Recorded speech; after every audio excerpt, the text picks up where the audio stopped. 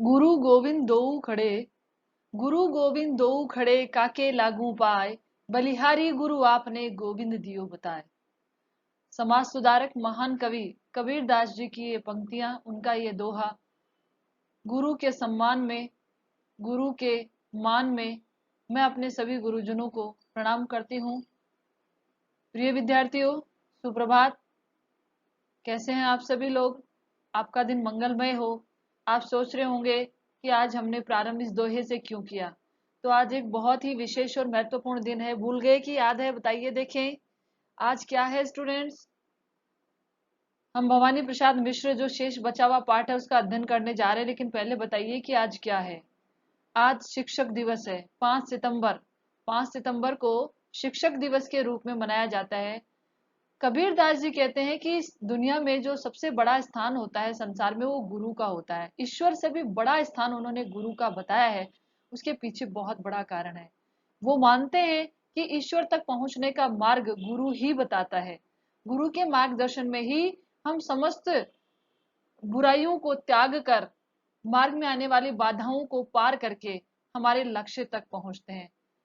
ये मानना था कबीरदास का। आपका क्या मानना है? सबके जीवन में शिक्षक का महत्वपूर्ण योगदान होता है। और बच्चों, हमारे सबसे पहले शिक्षक तो हमारे माता पिता होते हैं। हम हमारे परिवार से संस्कार सीखते हैं, बोलना सीखते हैं, चलना सीखते हैं। सब कुछ सबसे पहले हम अपने परिवार से सीखते हैं। और हमारे माता पिता के यही संस्कार आगे चलकर हमारे व्यवहार में, हमारे समाज में प्रतिबिंबित होते हैं। ओके स्टूडेंट्स, तो बताइए आप। सबसे पहले हम पाठ पढ़ेंगे, लेकिन हमें ये चीजें भी पता होनी चाहिए कि शिक्षक दिवस किसकी याद में और क्यों मनाया जाता है। कौन बताएगा? हमारे सभी स्टूडेंट्स पूर्ण रूप से अध्ययन में लग जाएं। देखो बच्चों, मैं आपसे एक बात और कहना चाहती हूँ कि आज हमारे साथ आपके जो और भी स्टूडेंट्स हैं, जो इतने दिन तक हमारे साथ नहीं जुड़े हुए थे, आप उनको जानते हैं, आप उनको शेयर कीजिए और उनको भी कहिए कि वो प्रतिदिन जो ऑनलाइन क्लास होती है उसको अटेंड करें। तो बच्चों, शिक्षक दिवस क्यों मनाया जाता है? हमारे भारत के भूतपूर्व राष्ट्रपति डॉक्टर सर्वपल्ली राधाकृष्णन का जन्म हुआ था 5 सितंबर को। वो शिक्षक भी थे और पहले शिक्षक थे जो भारत के राष्ट्रपति भी बने थे। ठीक है। वो अपने बच्चों के बीच में इतने प्रिय थे, चहेते थे अपने स्टूडेंट्स के, कि उनके स्टूडेंट्स ने उनके राष्ट्रपति बनने के बाद इच्छा जाहिर की कि उनका जन्मदिन शिक्षक दिवस के रूप में मनाया जाए। तब से लेकर 1962 से लेकर आज तक 5 सितंबर शिक्षक दिवस के रूप में मनाया जाता है। देखो बच्चों, आज हम नहीं कहते कि हम चाणक्य जैसे शिक्षक बन सकते हैं, कभी भी नहीं बन सकते। लेकिन इस बात को भी आप नजरअंदाज हम नहीं कर सकते हैं कि शिक्षक का स्थान हमारे जीवन में बहुत महत्वपूर्ण होता है। सिकंदर महान का नाम तो आपने सुना होगा। विश्व विजेता सिकंदर, जिन्होंने भारत पर आक्रमण किया था, तब भारत में सम्राट थे चंद्रगुप्त मौर्य और उनके गुरु थे चाणक्य। सिकंदर महान के जो गुरु, जब सिकंदर भारत की ओर प्रस्थान कर रहा था तो बीच में सिंधु नदी प्रवाहित होती थी, और सिंधु नदी के उफान को देखने के लिए उनके गुरु जैसे ही नदी में उतरे कि सिकंदर रुको, पहले मैं देख लेता हूं कि नदी का बहाव कैसा है, तुम सुरक्षित यहां से निकल सको। ऐसा होता है गुरु कि अपने शिष्य के मार्ग में जब कठिनाई आती है ना, तो सबसे पहले उस कठिनाई को उस गुरु को से होकर गुजरना पड़ता है। लेकिन सुनो, सुनो सिकंदर ने क्या कहा। उन्होंने कहा, गुरुदेव आप रुकिए एक बार, आप रुकिए। और वह घोड़े से नीचे उतरा और कहा, गुरुदेव आप बैठिए, मैं जाकर देखता हूं कि नदी का बहाव कैसा है। तो सिकंदर, उनके गुरु ने कहा कि सिकंदर, तुम सम्राट हो, तुम्हारी आवश्यकता है हमारे राष्ट्र को, तुम्हें अभी विश्व विजेता बनना है। ठीक है। तो सिकंदर ने क्या कहा है वो ध्यान से सुनिएगा। बहुत महत्वपूर्ण बात सिकंदर ने कही थी। सिकंदर ने कहा, गुरुदेव यदि ये सिकंदर चला गया और आप जैसे गुरु रह गए ना, तो ऐसे हजारों सिकंदर पैदा कर सकते हैं, लेकिन आप जैसा गुरु नहीं रहा ना, तो ये सिकंदर एक ही सिकंदर रह जाएगा, दूसरा सिकंदर नहीं बन पाएगा। ऐसा था सिकंदर महान। चाणक्य का नाम तो आपने सुना होगा, चंद्रगुप्त मौर्य का नाम आपने सुना होगा। जिसने भारत को अखंड भारत बनाया वो था भारत का सम्राट चंद्रगुप्त मौर्य। लेकिन उसे सम्राट किसने बनाया? चाणक्य ने। आप सभी जानते हैं इतिहास में चाणक्य और चंद्रगुप्त की क्या कहानी थी। जो चंद्रगुप्त जंगल में भटकने वाला एक बालक बन गया था किसी कारणवश, उसको चंद्रगुप्त मौर्य चक्रवर्ती सम्राट बनाया था चाणक्य ने। तो एक गुरु एक शिष्य को कहां तक ले जा सकता है, आप अच्छे से जानते हैं। लेकिन तभी जब शिष्य के मन में अपने गुरु के प्रति श्रद्धा, प्रेम और समर्पण होता है। गुरु को अपने शिष्य से कुछ नहीं चाहिए होता है। मैं जानती हूँ कि आज ये मानदंड बहुत कमजोर से पड़ गए हैं। आज जो है शिक्षा का व्यवसायीकरण हो गया है। ठीक है, शिक्षा को एक व्यवसाय बना दिया गया है। लेकिन हम इस बात को भी नहीं जुटला सकते कि भले ही शिक्षा व्यवसाय बन गई है, लेकिन आज के समय में भी ऐसे शिक्षक देखने को मिलते हैं जो अपने स्टूडेंट्स के लिए, जो अपने विद्यार्थियों के लिए पूरी जी जान से कोशिश करते हैं कि उनके बच्चे अपना, अपने परिवार का और समाज का नाम रोशन करें। मैं फिर एक बार आपको शिक्षक दिवस की हार्दिक शुभकामनाएं प्रेषित करती हूँ, और मैं यही कामना करती हूँ कि मेरा हर एक स्टूडेंट्स सफलता के उन मुकाम तक पहुंचे, सफलता की उन ऊंचाइयों तक पहुंचे कि मुझे फक्र महसूस हो कि आज जिनको मैं पढ़ा रही हूँ कल कोई इंजीनियर बनेगा, कोई डॉक्टर बनेगा, कोई इस भावी देश का राजनेता बनेगा, तो कोई शिक्षक बनेगा। बनेंगे ना? ठीक है स्टूडेंट्स, तो अब हम पाठ पढ़ना हमारा प्रारंभ करते हैं। जो हमारे कुछ विद्यार्थी क्लास में नहीं आते और अभी हमारे साथ नए जुड़े हैं, आप एक बार उनसे शेयर करेंगे और हमारी प्रतिदिन की ऑनलाइन क्लास में आप उनको भी लेकर आएंगे। कल से आपके साथ जितने आप स्टूडेंट्स हैं उतने ही और होने चाहिए। कर सकते हैं ना आप? इतना तो कर ही सकते हैं, और बिल्कुल करना चाहिए आपको। आपके साथ और भी पढ़े, यही आपका उद्देश्य होना चाहिए। चलिए अब हम चलते हैं हमारे मूल पाठ की ओर। तो देखिए विद्यार्थियों, भवानी प्रसाद मिश्र का जीवन परिचय, साहित्यिक परिचय और कुछ काव्यांश हमने पढ़ लिए थे। ठीक है, मैंने आपसे कुछ प्रश्न भी पूछे थे जिनके उत्तर कुछ विद्यार्थियों ने दिए, कुछ ने नहीं दिए। नहीं भाई, आज आप मुझे बता ही दीजिए कि कुछ स्टूडेंट्स आंसर देते हैं और कुछ क्यों नहीं देते हैं। बताइए आप क्या करते हैं घर पे बैठे बैठे। देखो बेटा, ऐसे तो नहीं चलेगा, आप सबको आंसर देना चाहिए। देना चाहिए ना? अच्छी बात नहीं है। आप तो मेरी क्लास के सबसे होनहार प्रतिभावान विद्यार्थी हैं सबके सब, और आप इस प्रकार से बैठे रहेंगे, बिल्कुल भी अच्छी बात नहीं है। तो उम्मीद है कि आज आप उत्तर देंगे, ओके, और सबके सब देंगे। देखिए, हम पढ़ रहे थे भवानी प्रसाद मिश्र। ठीक है बेटा, तो हमने कहाँ तक पढ़ लिया था कि भवानी प्रसाद मिश्र कहाँ चले जाते हैं? भवानी प्रसाद मिश्र जेल चले जाते हैं। क्यों जाते हैं? मैं आपको ये भी बता चुकी हूँ, और कुछ स्टूडेंट्स ने आंसर भी दिए थे कि भारत का जो स्वतंत्रता संग्राम चल रहा था, और भवानी प्रसाद मिश्र गांधीवादी विचारक थे, और गांधी जी के पद चिन्हों पर चलते हुए उन्होंने एक विद्यालय की स्थापना की थी, जिसके कारण से अंग्रेज सरकार ने उन्हें गिरफ्तार कर लिया था, और वो कहाँ चले गए थे? जेल में चले गए थे। हमने कल तक ये भी पढ़ लिया था पिछली क्लास में कि क्या हुआ था कि उनके 4 भाई हैं, वो 5वें पुत्र है अपने पिता के। अपने पिता के बहुत ही प्रिय पुत्र है भवानी प्रसाद मिश्र, ये हम जान चुके हैं। और उनके घर में उनकी बहन आई है, लेकिन उन्होंने अपने घर को परिताप का घर कहा है, ये भी मैंने आपको कहा था। तो कुछ विद्यार्थियों ने आंसर भी दिए थे। अभिषेक, आपने बहुत अच्छा उत्तर दिया था। किरण ने भी उत्तर दिया था। क्या सारे स्टूडेंट्स को उत्तर नहीं देना चाहिए? बोलो, सबको उत्तर देना चाहिए। और नहीं आए तो ऐसे बोलना चाहिए कि मैम हमें नहीं आता है। तो परिताप का घर क्यों कहा था? कि जो है उनकी बहन, परिताप का घर इसलिए कहा था दुखों का घर। उनकी बहन अपने भाइयों से मिलने मायके में आती है, लेकिन जब वो भवानी प्रसाद मिश्र को घर में नहीं पाती है और उनका एक भाई घर में नहीं होता है, तो क्या उनको अच्छा लगेगा? नहीं लगेगा ना। तो वो देखती है जब उनका भाई जेल में है, तो वो घर क्या हो जाता है उनके लिए? परिताप का घर हो जाता है। आ गया समझ में? ये हम इतना सब कुछ पढ़ चुके थे। भवानी प्रसाद मिश्र ने यह भी बताया कि उनके 4 भाई 4 बहनें, भुजाबाई, प्यार बहनें, उनके जो भाई हैं और बहनें हैं उनमें इतना अधिक प्रेम है, और ये प्रेम जाने कब बन गया। वो अपने परिवार के बारे में बता रहे हैं। अपना घर सबको अच्छा लगता है और बहुत अच्छा लगता है, और जब व्यक्ति के सामने संकट आता है तो उसे अपना घर ही दिखाई देता है। उसका प्रत्यक्ष प्रमाण आज हम कोविड-19 में देख पा रहे हैं कि सब अपने जो है व्यवसाय, नौकरी, सब कुछ छोड़कर कहाँ चले गए हैं?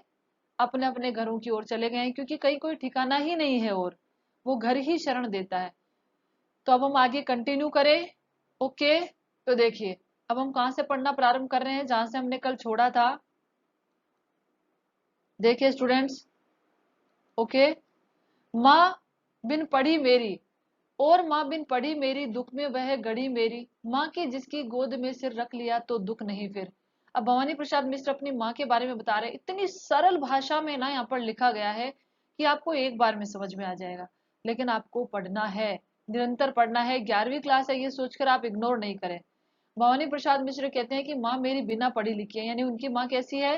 निरक्षर है, अनपढ़ है। भवानी प्रसाद मिश्र कहते हैं कि मेरी माँ बिना पढ़ी लिखी है और अनपढ़ है, निरक्षर है, दुख में वह गड़ी मेरी, और वह आज मेरे दुख में दुखी हो रही होगी, गड़ी हुई, यानी वो मेरे दुख में बहुत ही दुखी हो रही होगी, व्याकुल हो रही होगी। और मेरी माँ ऐसी है, माँ की जिसकी गोद में सिर रख लिया तो दुख नहीं फिर।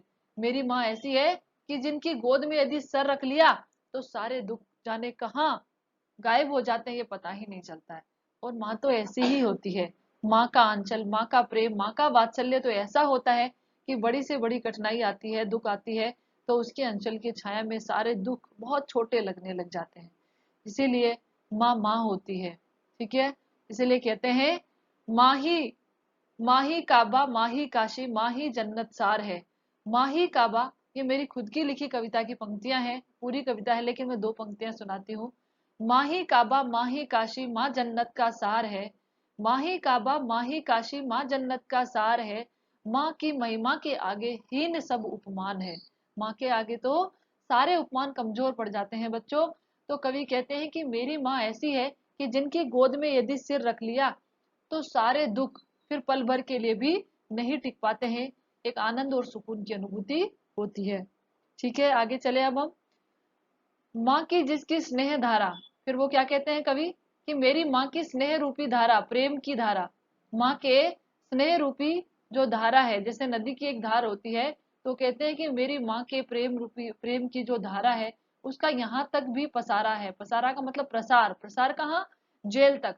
वो कहते हैं कि मेरी माँ घर पे है लेकिन उनकी ममता की धारा, उनके स्नेह और प्रेम का प्रसार मुझे यहाँ तक दिखाई देता है कि जब भी मैं कभी दुखी होता हूँ और मेरी माँ के प्रेम वात्सल्य को याद कर लेता हूँ तो मुझे बहुत ही सुकून और आनंद की अनुभूति होती है। ठीक है, तो कहते हैं कि उसका प्रसार यहाँ तक है। उसे लिखना नहीं आता, उसे लिखना नहीं आता जो कि उसका पत्र आता। कवि कहते हैं कि मेरी माँ का पत्र नहीं आया क्योंकि मेरी माँ निरक्षर है, अनपढ़ है। अभी बताया था ना ऊपर, यहाँ पर कहाँ पर बताया था, यहाँ पर बताया था। ठीक है, कि मेरी माँ अनपढ़ है, निरक्षर है, उसे पढ़ना लिखना नहीं आता, नहीं तो वो मुझे पत्र जरूर भेजती। ठीक है स्टूडेंट्स, आगे चले हम। पिताजी जिनको बुढ़ापा एक क्षण भी नहीं व्यापा, जो अभी भी दौड़ जाए जो अभी भी खिलखिलाए। देखिए, अब वो अपने पिताजी को कहते हैं कि उनके पिताजी की वृद्धावस्था है लेकिन पिताजी जिनको बुढ़ापा एक क्षण भी नहीं व्यापा, व्यापा का मतलब होता है व्याप्त होना। मेरे पिताजी की अभी वृद्धावस्था है लेकिन उनको देखने पर कभी भी उनके ऊपर वृद्धावस्था का व्यापा प्रभाव दिखाई नहीं देता है। आप देखिए कुछ लोग वृद्धावस्था में होते हैं लेकिन उनके कार्य देखिए, सुबह सुबह दौड़ लगाना, हर काम को बिल्कुल व्यवस्थित रूप से करना, हमसे ज्यादा मेहनत करना, कि भले उनकी उम्र वृद्धावस्था में होती है लेकिन उनके कार्य युवा अवस्था जैसे होते हैं। तो कवि के पिताजी भी बिल्कुल ऐसे हैं। वो कहते हैं कि मेरे पिताजी की वृद्धावस्था है लेकिन बुढ़ापे का असर, वृद्धावस्था उन पर क्षणिक भी दिखाई नहीं देती है, पल भर के लिए भी उनके ऊपर वृद्धावस्था का प्रभाव दिखाई नहीं देता है। इतना जोश, जुनून, उत्साह उनके अंदर दिखाई देता है कि हर कार्य को इतना जोश, जुनून और उत्साह से करते हैं कि कभी वो लगते ही नहीं है कि वो वृद्धावस्था में है। जो अभी भी दौड़ जाए जो अभी भी खिलखिलाए, मेरे पिताजी अभी भी दौड़ लगाते हैं तो सबसे आगे निकल जाते हैं, तो उनमें युवावस्था के लक्षण वृद्धावस्था में भी दिखाई देते हैं और अभी भी खिलखिलाकर हंसते हैं, मुस्कुराते हैं। मौत के आगे न हिचके, शेर के आगे न बिचके, बोल में बादल गरजता काम में झंझा लरसता। झंझा क्या होता है स्टूडेंट्स, झंझा लरसता, झंझा का मतलब होता है आंधी तूफान आ जाते हैं ना, कभी कभी हम देखते हैं कितना तेज आंधी तूफान आता है। तो वो कहते हैं कि जब वो कार्य करते हैं ना तो ऐसा लगता है जैसे कोई आंधी तूफान आ गया हो, यानी बहुत ही फुर्ती से, उत्साह से, जोश के साथ वो हर कार्य को करते हैं। तो देखिए, मौत के आगे न हिचके, हिचके हिचकिचाना, डरना। तो वो कहते हैं बिचके, बिचके का मतलब होता है पीछे हटना, कि आज यदि मौत भी उनके सामने पल भर के लिए आ जाए ना तो उसको देखकर हिचकिचाते नहीं है, घबराते नहीं है। यानी मौत के समान कठिनाइयां भी उनके सामने आ जाती है तो उनसे बिना हिचकिचाए उनका सामना करते हैं, उनका मुकाबला करते हैं। और शेर के आगे न बिचके, यदि शेर भी आ जाए तो भयभीत होकर पीछे नहीं हटते हैं। अर्थात कोई भी मुसीबत, कोई भी समस्या उनके जीवन में आ जाती है तो पूरी बहादुरी, साहस और पराक्रम के साथ उसका सामना करते हैं, घबराकर हताश होकर बैठ नहीं जाते। बोल में बादल गरजता, और जब मेरे पिताजी बोलते हैं, किसके, कवि के पिताजी, जब मेरे पिताजी बोलते हैं तो ऐसा लगता है जैसे बादल गर्जना कर रहे हैं। बहुत ही बुलंद ओजस्वी वाणी है उनके पिता की, तो कहते हैं कि मेरे पिता की वाणी बहुत ही ओजस्वी है, बुलंद है, कि जब वो बोलते हैं तो ऐसा लगता है जैसे बादल गरज रहा हो। काम में जंजाल अरसता, और काम में इतनी स्फूर्ति, इतना तेज और इतनी उत्साह के साथ कार्य करते हैं कि जैसे कोई तूफान आ रहा हो। ओके स्टूडेंट्स, इतना समझ में आ गया? तो चले हम आगे की ओर। ठीक है, देखिए, चार भाई चार बहनें, भुजाबाई प्यार बहने, खेलते या खड़े होंगे नजर उनको पड़े होंगे, पिताजी जिनको बुढ़ापा एक क्षण भी नहीं व्यापा। इनमें से शायद कुछ हमने पढ़ लिए थे कल। चार भाई चार बहनें, ये हम कल पढ़ चुके हैं ना, लेकिन हमारी जो पुस्तक है ना उसमें इस प्रकार से काव्यांश दिए गए हैं कि एक बार फिर से वापिस आ गए हैं। तो ये आपको आ रहे हैं तो कोई बात नहीं, आप सिर्फ देख लीजिए कि कवि कहते हैं कि हम चार भाई हैं और चार बहनें हैं, और भाई भुजा की तरह है और बहनें प्यार है, अर्थात बहनों की रक्षा के लिए भाई हरदम तैयार रहते हैं। खेलते या खड़े होंगे नजर उनको पड़े होंगे। मेरे पिताजी को जब मेरे भाई बहन खेलते हुए खड़े हुए जब उनकी नजर में पड़े होंगे कि उनके सारे पुत्र पुत्री खेल रहे हैं, तो फिर क्या हुआ होगा? उनको बड़ा दुख हुआ होगा कि उनका भवानी आज उनके पास में नहीं है। पिताजी जिनको बुढ़ापा एक क्षण भी नहीं व्यापा, रो पड़े होंगे बराबर पांचवें का नाम लेकर। ठीक है, अब कवि क्या कहते हैं आगे, देखिए आगे कवि कहते हैं, पिताजी जिनको बुढ़ापा, कवि कहते हैं कि मेरे पिताजी को, कवि कहते हैं कि जब उनके भाई बहन खेलते हुए उनकी नजर में पड़े होंगे तो पिताजी को भवानी की याद आई होगी, उनकी याद आई होगी। पिताजी जिनको बुढ़ापा एक क्षण भी नहीं व्यापा, रो पड़े होंगे बराबर पांचवे का नाम लेकर। अब कवि कहते हैं कि मेरे पिताजी, अभी बताया था ना पीछे कि उनके पिताजी पर बुढ़ापे का कोई लक्षण, कोई प्रभाव एक क्षण के लिए भी दिखाई नहीं देता है। आज भी उनमें युवा अवस्था का जोश, उत्साह है और आनंद समाया हुआ है। पल भर के लिए भी किसी समस्या के सामने वो क्या करते हैं, घबराते नहीं है। तो कहते हैं कि रो पड़े होंगे बराबर पांचवे का नाम लेकर। जब चारों उनके चार भाई चार बहनें दिखते हैं और जब उनको पांचवा पुत्र भवानी जो उनको सबसे प्रिय होता है, जब वो दिखाई नहीं देता है, तो वो याद करते हैं कवि कि बिल्कुल मेरे पिताजी शायद मुझे याद करके रोने लग गए होंगे। क्यों रोने लग गए होंगे? पांचवा मैं हूं अभागा जिसे सोने पर सुहागा, पिताजी कहते रहे प्यार में बहते रहे। ये भी शायद हमने पढ़ लिया था, एक बार फिर से देखिए क्योंकि ये कुछ मिस्टेक है थोड़ी सी। फिर वो भवानी प्रसाद मिश्र कहते हैं कि मैं पांचवा पुत्र हूं उनका, जिसे वो सदैव सोने पर सुहागा कहते थे। पिताजी उसे अपने सारे पुत्रों में सर्वश्रेष्ठ मानते हैं। वो मानते हैं कि उनके सारे पुत्र स्वर्ण जैसे हैं। ठीक है, स्वर्ण जैसे हैं, खरा सोना है, श्रेष्ठ है, लेकिन भवानी उनमें सर्वश्रेष्ठ है। ठीक है, ये पिताजी कहते रहे होंगे और सदैव मेरे प्यार में बहकर पिताजी मेरी प्रशंसा करते थे। लेकिन आज उनको स्वर्ण बेटे, आज उनको अपने सोने जैसे स्वर्ण जैसे खरे बेटे भी हेटे कमजोर लगे होंगे, ये हम पढ़ चुके हैं। क्योंकि उनको अपने सोने स्वर्ण जैसे पुत्रों पर सुहागा कौन था? भवानी, जो आज अभाग्यशाली होकर जेल में बैठा हुआ है। यहाँ तक हम पढ़ चुके हैं, इसलिए बिना समय गंवाए चलते हैं आगे की ओर। अब देखिए, और माँ ने कहा होगा दुख कितना बहा होगा, आंख में किस लिए पानी वहां अच्छा है भवानी।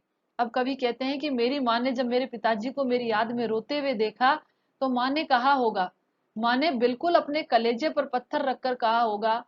क्या कहा होगा? वो आगे है, दुख कितना बहा होगा, माँ ने अपने कलेजे पर पत्थर रखकर कहा होगा। लेकिन ये बात जब माँ ने कही तो उसके हृदय में असीम दुख व्याप्त हुआ होगा। माँ को कितना दुख हुआ होगा। और बात क्या कही उनकी माँ ने, देखिए, आंख में किस लिए है पानी वहां अच्छा है भवानी। वो अपने पिताजी के लिए कहते हैं कि जब उनके पिताजी को रोता हुआ देखती है तो उनकी माँ कहती है कि आपकी आंखों में अश्रुधारा क्यों है? हमारा भवानी जेल में बिल्कुल अच्छा है, आप मत रोइए।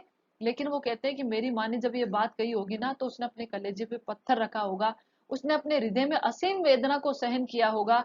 लेकिन पिताजी को तसल्ली देने के लिए माँ ने कहा कि हमारा भवानी वहां पर अच्छा है। ठीक है, बच्चे जब समस्या में होते हैं, संकट में होते हैं, तो माता पिता को बहुत दुख होता है। भले वो तसल्ली देने के लिए, एक दूसरे को सांत्वना देने के लिए ये कह सकते हैं।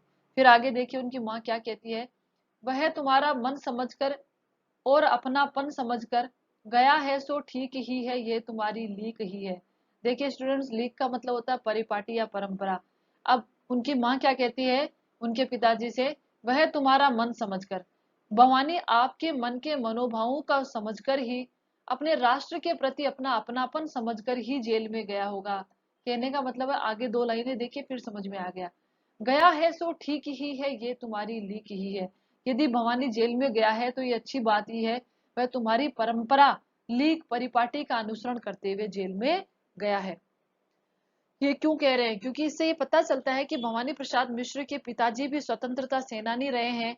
तो वो कहना चाहती है, उनकी माँ, भवानी प्रसाद मिश्र की माँ अपने पति से कहती है कि आज भवानी जेल में गया है तो आपके मन के मनोभावों को समझता है कि आप सदैव अपने राष्ट्र के लिए सर्वस्व समर्पण करने के लिए तैयार रहते हैं। तो भवानी भी अपने राष्ट्र के लिए, अपने राष्ट्र के हित के लिए आज जेल में गया है। अपने देशवासियों के प्रति वह अपनापन समझता है, अपनी मातृभूमि को वह अपना समझता है। इसलिए आपके भावों को समझकर यदि वह जेल गया है मातृभूमि की रक्षा करते हुए तो वह ठीक ही है। ऐसा करके वह आपकी परंपरा का ही अनुसरण कर रहा है। ठीक है स्टूडेंट्स, आगे देखो। पांव जो पीछे हटाता कोख को मेरी लजाता, इस तरह हो न कच्चे रो पड़ेंगे और बच्चे। अब भवानी प्रसाद मिश्र की माँ कहती है कि यदि मेरा बेटा स्वतंत्रता आंदोलन से पांव पीछे हटा लेता, डर के घबरा कर अंग्रेजों के सामने आत्मसमर्पण कर देता कि नहीं, मैं आप जैसा कहोगे वैसा करूंगा, यदि वह अपने शत्रुओं के सामने हार जाता मेरा पुत्र, तो फिर वह मेरी कोख को लजाता। वह क्या करता? अपनी माँ के दूध को लजाता। मैंने अपने बच्चे को यही शिक्षा दी है कि अपने राष्ट्र के लिए, अपनी मातृभूमि के लिए सर्वस्व समर्पित कर दो। तो यदि वह पांव पीछे कर लेता, यदि वह इस परंपरा का अनुसरण नहीं करता, तो अपनी माँ के दूध को लजाता, अपनी माँ की कोख को लजाता। इसलिए आप इस तरह से कच्चे मत होइए, यानी दुखी मत होइए। कच्चा नहीं होना, यानी आप दुखी मत होइए, नहीं तो आपको देखकर बाकी बच्चे भी रोने लगेंगे। आ गया समझ में? चलिए आगे चलते हैं। पिताजी ने कहा होगा, हाय कितना सहा होगा, कहाँ मैं रोता कहाँ हूँ, धीर में खोता कहाँ हूँ। धीर का मतलब होता है धैर्य। तो जब उनकी पत्नी उन्हें समझाती है तो भवानी प्रसाद मिश्र ये कल्पनाएं कर रहे हैं जेल में बैठे बैठे कि जब मेरी माँ ने इतना समझाया तो पिताजी ने कहा होगा। क्या कहा होगा? वो अगली पंक्तियों में दे रखा है। पिताजी ने कहा होगा, हाय कितना सहा होगा। मेरे पिताजी ने जब ये बात कही तो उन्होंने कितना दुख सहन किया होगा। पहले बात देखिए, कहाँ मैं रोता कहाँ हूँ। अपनी पत्नी की बात सुनकर भवानी प्रसाद मिश्र के पिताजी कहते हैं कि मैं रो कहाँ रहा हूँ, मैं कहाँ रो रहा हूँ, और मैं धैर्य कहाँ खो रहा हूँ। मैं धैर्य नहीं खो रहा हूँ। लेकिन जब ये बात उन्होंने अपनी पत्नी से कही, यानी भवानी प्रसाद मिश्र की माँ से कही, तो हाय उन्होंने कितने बड़े दुख को सहन किया होगा, असीम वेदना को सहन किया होगा। देखिए स्टूडेंट्स, कभी कभी जो है हमारे मम्मी पापा बहुत दुखी होते हैं तो एक दूसरे को सांत्वना देने के लिए भी कहते हैं कि देखो मैं कहाँ रो रहा हूँ। आप भी कह देते हैं ना, कभी कभी आपको मम्मी पापा कहते हैं कि देखो देखो बेटा, रोते नहीं है, अच्छे बच्चे, रो रहे हो? तो कहते हैं नहीं नहीं मम्मी मैं कहाँ रो रहा हूँ। दिखाने के लिए कहते हैं ना, बहादुर बनने की कोशिश करते हैं, लेकिन अंदर जो वेदना होती है वो अंदर ही दिखती है। तो वही बात यहाँ पर कवि कह रहे हैं। अब देखिए, सावन का महीना था ना, और मूसलाधार बारिश हो रही है, ये बात कभी कह चुके हैं, वर्षा हो रही है। तो अब वो सावन को संबोधित कर रहे हैं। किसको? सावन को। देखिए पहले के कवियों को हम देखते हैं ना, तो वो कहते हैं बादल को संबोधित करके, कभी पवन को संबोधित करके संदेश भेजते हैं, हे पवन मेरा संदेश ले जा, हे बादल, हे वर्षा। तो यहाँ पर वो सावन को संबोधित कर रहे हैं, तो मानवीकरण कर दिया सावन का। हे सजीले हरे सावन, हे कि मेरे पुण्य पावन, तुम बरस लो वे न बरसे, पांच वे को वे न तरसे। अब वो सावन को संबोधित करके सजीले, सबको सजाने वाला हरा भरा सावन। सावन का महीना कैसा होता है? सबको सजाने वाला हरा भरा होता है। सावन के महीने में वर्षा होने से चारों ओर हरियाली छा जाती है। आप देख पा रहे हैं ना अभी भी। तो कवि कहते हैं कि हे हरे सावन, संपूर्ण पृथ्वी को सजाने वाले हे हरे भरे सावन, तुम क्या करो? हे मेरे पुण्य पावन, हे पवित्र। सावन का महीना कैसा होता है? भगवान शिव का महीना माना जाता है, तो वह पवित्र होता है, पावन होता है। हे हरे भरे पुण्य पवित्र सावन, तुम सबको सजाने वाले हो, सबके जीवन में उमंग आनंद का, हरियाली किसका प्रतीक है बच्चों? हरियाली आनंद का, उमंग का प्रतीक है। सबके जीवन में हरियाली, उमंग, आनंद और प्रसन्नता लाने वाले सावन, तुम बरस लो, तुम बरसो, तुम्हें जितना बरसना है तुम बरसो, लेकिन वे न बरसे। वे न बरसे कौन? उनके पिताजी। मेरे पिताजी की आंखों से अश्रुधारा न बरसे। देखिए बरस बरस शब्द दो बार आया, यहाँ बरस है यहाँ बरसे हैं, लगभग मिलता जुलता है। तो यहाँ भी हम यमक अलंकार मान सकते हैं। तो वे कहते हैं कि हे सावन तुम बरस लो, तुम वर्षा करो, लेकिन मेरे पिताजी की आंखों से अश्रुधारा ना बहे। अपने पांचवें पुत्र को याद करके वो कभी भी ना तरसे, कभी भी दुखी ना हो। हर पुत्र का कर्तव्य होता है, क्या होता है, कि उनके माता पिता उसके कारण से कभी दुखी नहीं हो। वही बात कवि यहाँ पर बता रहे हैं। देखिए आगे देखिए, मैं मजे में हूं सही। कवि कहते हैं कि मैं मजे में हूं सही।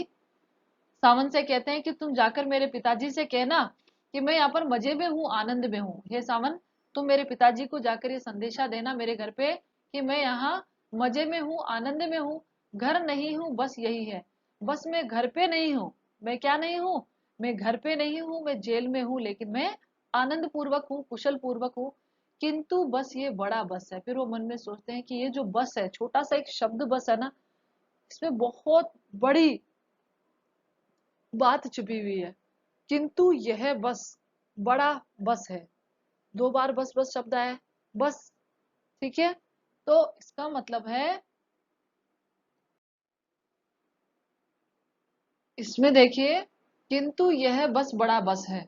ये जो बस शब्द है, एक तो जो है, एक बस जो है वो अव्यय है, और दूसरा जो बस है इसके अंदर ये कवि के मनोभावों का प्रतीक है, असमर्थता का प्रतीक है। कि ये जो बस एक शब्द है, छोटा सा बस, एक जो छोटा सा शब्द है, ये छोटा सा शब्द जरूर है, लेकिन इसके अंदर बहुत सारी जो है कवि के भाव छुपे हुए। असमर्थता है कि बस मैं जेल में हूं, हम कहते हैं ना कभी कभी, बस ठीक है, लेकिन उस बस के अंदर, उस शब्द के अंदर बहुत सारी बातें छुपी हुई होती है। इस बस में सब विरस है। इस एक छोटे से शब्द बस में, इस एक छोटे से शब्द के कारण सभी क्या है, विरस है, रसहीन है।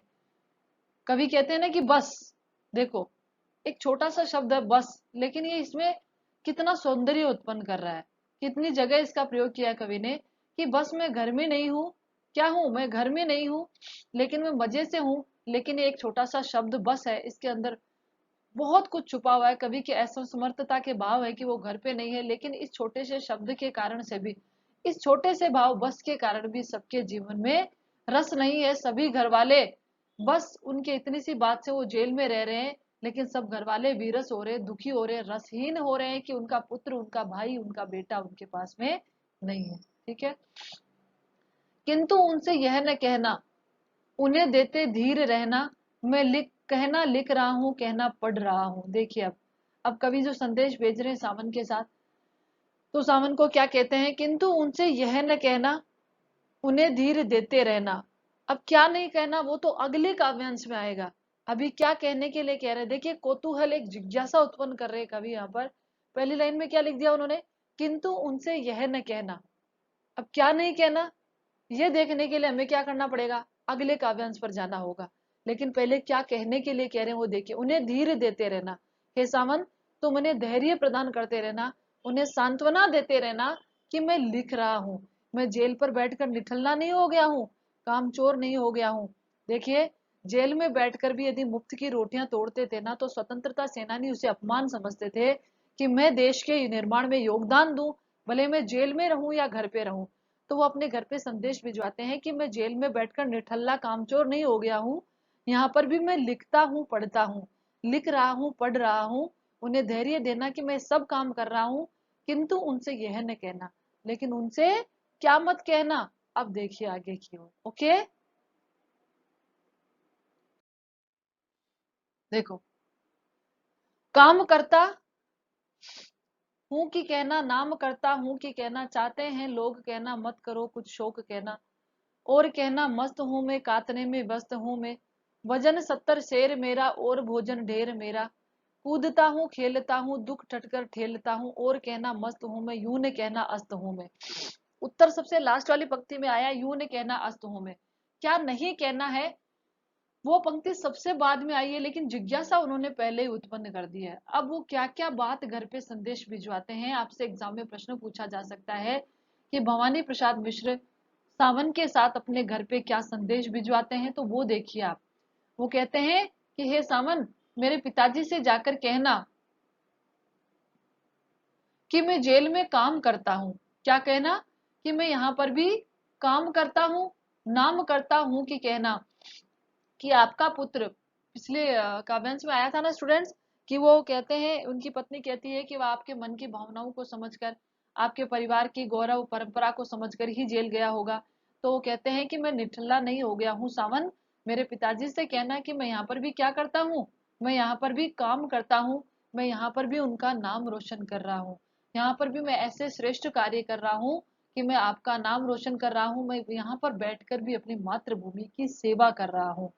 चाहते हैं लोग कहना मत करो कुछ शोक कहना, चाहते हैं लोग कहना मत करो कुछ शोक कहना, उनको जाकर कहना कि आप मेरे लिए कोई शोक मत करना, कुछ दुखी मत होना।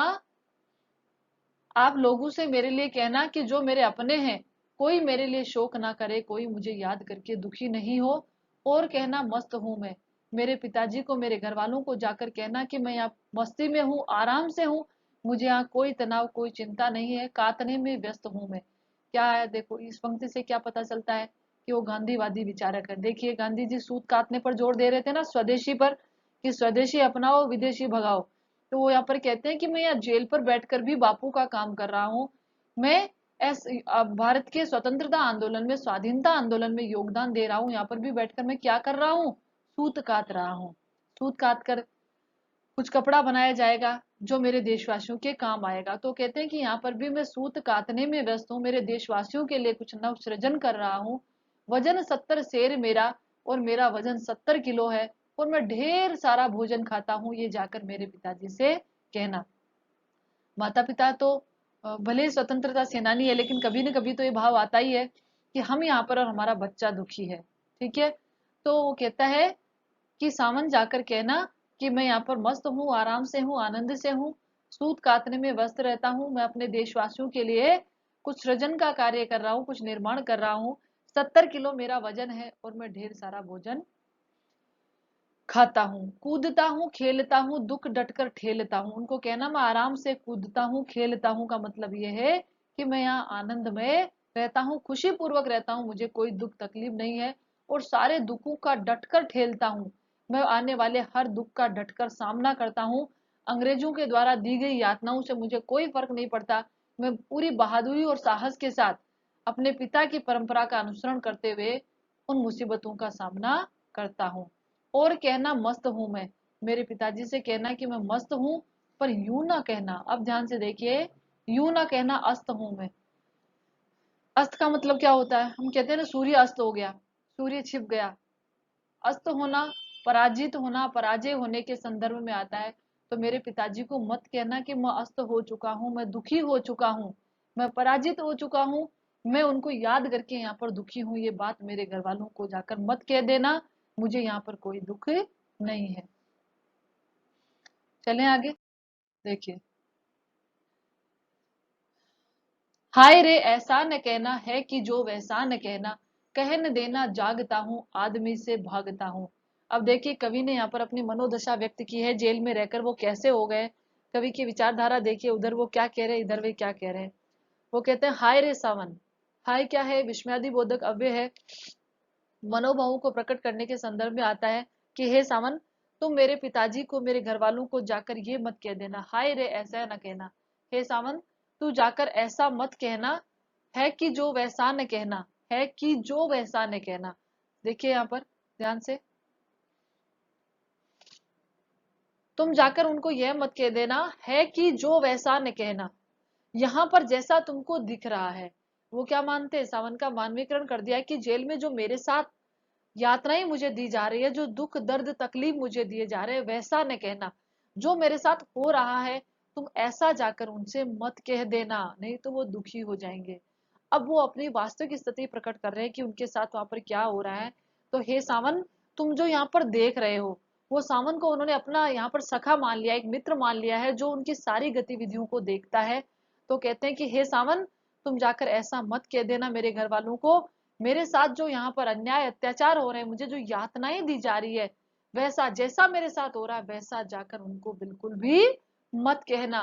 कहने देना जागता हूँ, उनको ये मत कह देना कि मैं रात रात भर जागता हूँ, मुझे नींद भी नहीं आती है, आदमी से भागता हूँ मैं, और मैं किसी से मिलना भी नहीं चाहता हूँ, आदमी को देखकर भी मैं भयभीत हो जाता हूँ, डर जाता हूँ, ये बात जाकर तुम मेरे पिताजी को मत कहना। कह न देना मौन हूं मैं, खुद न समझू कौन हूं मैं। देख ना कुछ बक न देना, उन्हें कोई शक न देना।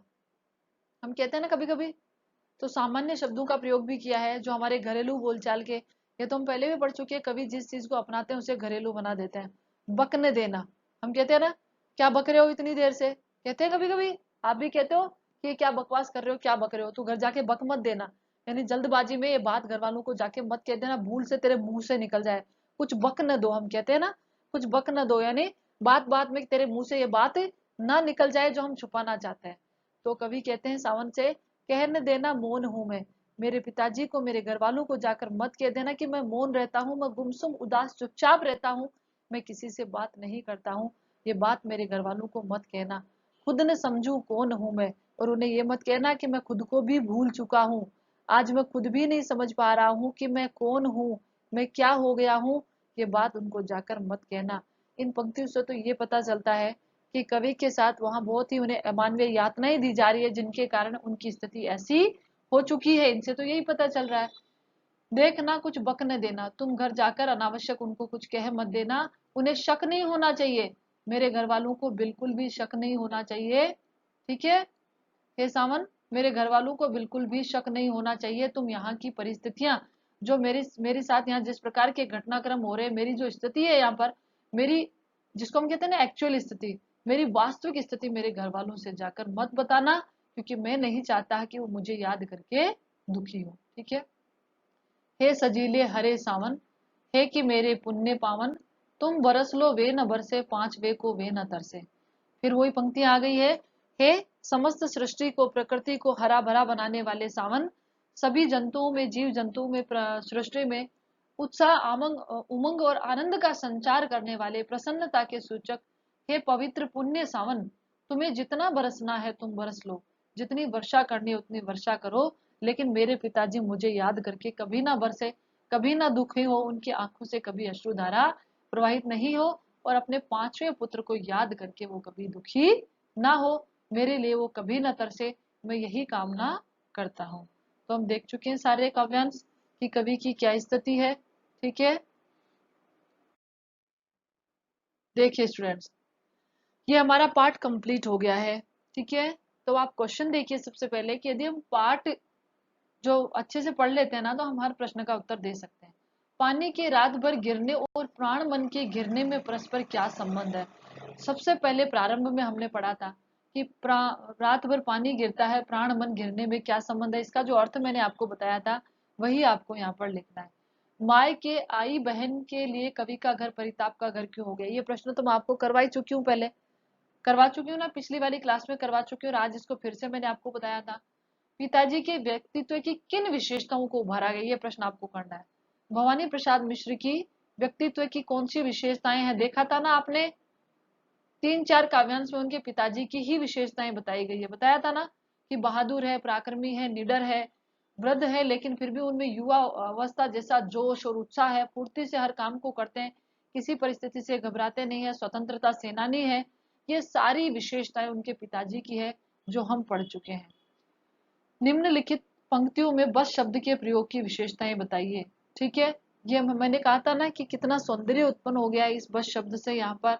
तो ये प्रश्न आपको करना है कि बस शब्द के प्रयोग की विशेषताएं बताइए कि बस शब्द को किन किन संदर्भों में यहाँ पर प्रयुक्त किया है। आप कोशिश कीजिए, आपको नहीं आएगा तो मैं आपको बता दूंगी। ठीक है, और आगे देखिए, कविता की अंतिम 12 पंक्तियों को पढ़कर कल्पना कीजिए कि कवि अपनी किस स्थिति व मन स्थिति को अपने परिजनों से छिपाना चाहता है। अभी मैंने क्या कहा था आपको कि जेल में, इन पंक्तियों से तो ये पता चलता है कि कवि के साथ किस प्रकार के अमानवीय अत्याचार, अन्याय हो रहे होंगे, कि उनकी इस प्रकार की स्थिति हो गई है जो अपने परिजनों से छुपाना चाहते हैं, क्योंकि वो नहीं चाहते कि उनके पिताजी को अफसोस हो। उनके पिताजी भी देशभक्त स्वतंत्रता सेनानी रह चुके हैं, तो नहीं चाहते कि उनके पिताजी को तकलीफ हो कि उनकी परिपाटी का अनुसरण करने वाला बेटा आज कितना दुखी है। देखो बच्चों, आपने 11वीं 10th क्लास में कौन सा पाठ पढ़ा था बताइए, एक एकांकी थी, सागरमल गोपा पढ़ा था ना, अमर शहीद एकांकी पढ़ी थी। आपने देखा था सागरमल गोपा के ऊपर कितने टॉर्चर हुए थे, कितने अमानवीय अत्याचार हुए थे उन पर जैसलमेर में, और किस प्रकार से उनका शोषण हुआ और उन्हें जिंदा जला दिया गया था। आप सब ने उस एकांकी में अभिनय किया था, याद है कि नहीं? क्यों करनी, अभिषेक, अनूप, हार्दिका, मूमल, सब जितने स्टूडेंट्स हैं, आपने अभिनय किया था, याद आया कि नहीं आया? कितनी अच्छी एकांकी थी, कितनी प्रताड़नाएं सागरमल गोपा को दी गई थी। तो अंग्रेज हमारे देशभक्तों के साथ जेल में ऐसा करते थे, यही पता चलता है इन पंक्तियों से। ठीक है,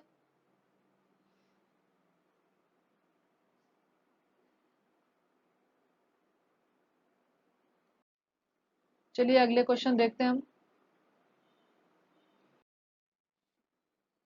ऐसी 5 रचनाओं का संकलन कीजिए जिसमें प्रकृति के उपादानों की कल्पना संदेश वाहक के रूप में की गई है। समझ में आ रहा है प्रश्न? ऐसी 5 रचनाओं का संकलन कीजिए जिसमें प्रकृति के उपादानों की कल्पना संदेश वाहक के रूप में की गई है। मैंने आपको नहीं कहा था जब वो सावन को संदेश भेजते हैं, मैंने ये प्रश्न देखे भी नहीं थे, फिर भी मैंने आपको बताया था कि हमारे कवि जो है पहले के, वो प्रकृति के उपादान, जो प्रकृति जैसे पवन है, मैंने आपको कहा था बादल है, इनको माध्यम बनाकर संदेश भेजते थे पहले के जमाने में। तो उनको उन कल्पना उन रचनाओं की बात कर रहे हैं कवि यहाँ पर। जैसे मैं आपको बता देती हूँ कि एक खंड काव्य यशोधरा, यशोधरा खंड काव्य है, उसमें भी इसी प्रकार पवन को माध्यम बनाकर क्या भेजा गया, संदेश भेजा गया है। कुछ ऐसी रचनाएं जिसमें बादल को, जैसे मेघदूत है, ठीक है, बादल को मेघ को संदेशवाहक बनाकर भेजा गया है। तो ऐसी रचनाएं हैं, आप नेट पे सर्च करके, ठीक है, सर्च करके आप मुझे बताएंगे कि ऐसे 5 रचनाओं के सिर्फ नाम बताने हैं जहां पर प्रकृति के उपादान, पानी, पवन, वायु, प्रकाश, इनको माध्यम बनाकर क्या भेजा गया हो, संदेश भेजा गया हो। घर से अलग होकर आपको घर को किस तरह से याद करते हैं, लिखें, ये आप कर सकते हैं। देखिए स्टूडेंट्स, हाँ, मूमल ने मुझसे क्वेश्चन पूछा था पिछले पार्ट में से। उन्होंने पूछा था, वो जो प्रश्न बताया था ना मैंने, वे आंखें वाली जो कविता थी हमारी, ठीक है, वे आंखें कविता सुमित्रा नंदन पंत की, कि खैर पैर की जूती जोरू एक ने सही दूजी आती, ये प्रश्न पूछा था। कि उसमें ये था कि खैर पैर की जूती जोरू एक न सही दूजी आती। पंक्ति को ध्यान में रखते वर्तमान स्थितियों में स्त्रियों की स्थिति पर एक आलेख लिखें। बेटा ये निबंध लिखना था, मैंने आपको 10th में निबंध लिखना नहीं सिखाया था क्या? आप तो मेरे सारे वो स्टूडेंट हैं जिनके निबंध आज भी मेरे पास पड़े हुए, इतने सुंदर सुंदर आप निबंध लिखा करते थे। तो आपको एक आलेख लिखना है, स्त्री पहले के जमाने में स्त्रियों की क्या स्थिति थी, और आज क्या आज भी स्त्रियों को पैर की जूती समझा जाता है, या उनकी स्थिति में कुछ सुधार आया है, इस पर आपको आलेख लिखना था। ये उस क्वेश्चन के अंदर पूछा गया था। ठीक है मोमल, तो अब इस प्रश्न को आप कर सकते हैं। देखो स्टूडेंट्स, आज की क्लास हम यहीं समाप्त करते हैं, और अब प्रतिदिन क्लास चलेगी, किसी दिन भी हमें मिस नहीं करना है, हमें प्रतिदिन पढ़ना है। और आप अपने दोस्तों को शेयर कीजिए ताकि वो भी क्लास में आए, वो भी पढ़ें। और आप है ना, सबके सब क्वेश्चन का आंसर दिया करो, ऐसे काम नहीं चलेगा। ओके स्टूडेंट्स, मेरे सारे इतने अच्छे बच्चे थे आप लोग क्लास में, हर प्रश्न का उत्तर पूछने से पहले 10-10 खड़े हो जाते थे। आजकल आप घर बैठ के बिल्कुल आलसी हो गए हैं, ऐसे आलसी होने से काम नहीं चलेगा बेटा, पढ़ना है। ओके बाय, कल फिर मिलते हैं एक नवीन विषय वस्तु के साथ।